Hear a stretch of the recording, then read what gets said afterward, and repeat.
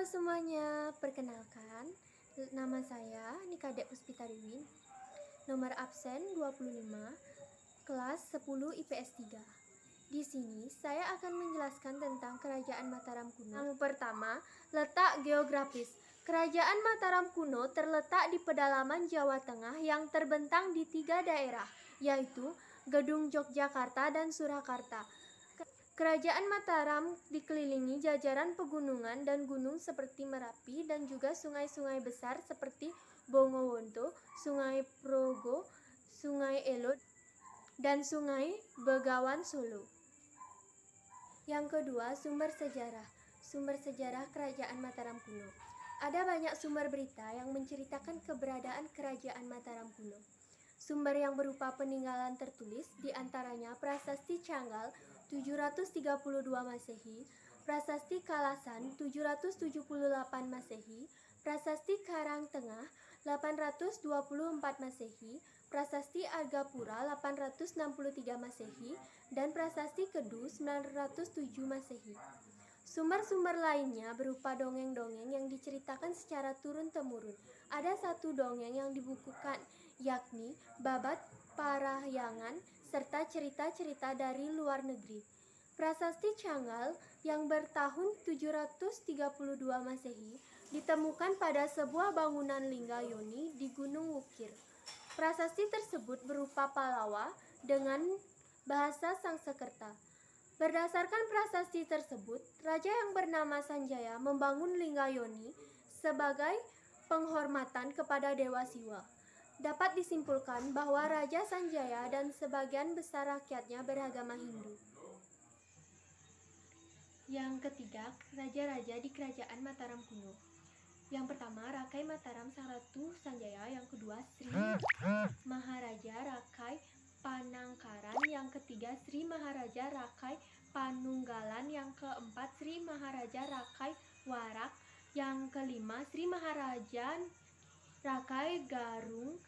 Yang keenam, Sri Maharaja Rakai Pikatan. Yang ketujuh, Sri Maharaja Rakai Kayuwangi. Yang ke-8, Sri Maharaja Rakai Watuhumalang.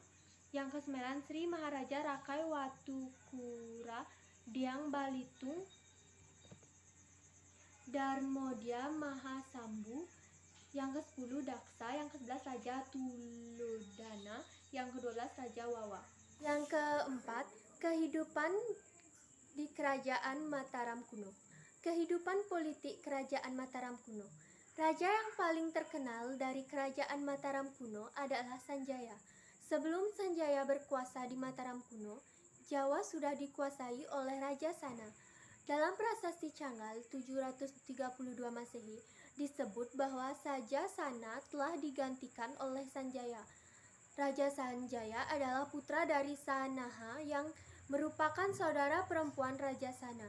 Sementara itu, dalam Prasasti Sojomerto yang ditemukan di Desa Sojomerto, Kabupaten Batang, disebutkan nama Dapunta Shailendra yang beragama Hindu atau Siwa yang diperkirakan berasal dari Kerajaan Sriwijaya dan menurunkan dinasti Shailendra yang berkuasa di Jawa bagian tengah. Simpulannya, Dapunta Shailendra diperkirakan yang mengangkat Sana sebagai raja di Jawa. Tampaknya terdapat hubungan erat antara Mataram kuno dan Sriwijaya yang belakangan akan menguasai Laut Nusantara. Kehidupan agama Mataram kuno. Mulanya kehidupan agama Mataram kuno didominasi oleh agama Hindu atau Siwa. Namun setelah Raja Sanjaya wafat, ia digantikan oleh putranya bernama Rakai Panangkaran. Raja Panangkaran mendukung adanya perkembangan agama Buddha di kerajaan ini. Dalam Prasasti Kalasan, berangka 778 Masehi, ia memberikan hadiah tanah dan memerintahkan untuk membangun candi untuk Dewi Tara dan sebuah biara untuk para pendeta agama Buddha. Tanah dan bangunan yang diberikan oleh Panangkaran tersebut berada di sekitar Kalasan. Prasasti Kalasan juga menyebutkan bahwa Raja Panangkaran disebut juga Sri Maharaja Dyah Pacapana, Rakai Panangkaran. Raja Panangkaran kemudian memindahkan pusat pemerintahannya ke arah timur karena telah berhasil menaklukkan musuh-musuh kerajaan yang sebelumnya menguasai kawasan tersebut. Raja Panangkaran kemudian memindahkan pusat pemerintahannya ke arah timur karena telah berhasil menaklukkan musuh-musuh kerajaan yang sebelumnya menguasai kawasan tersebut.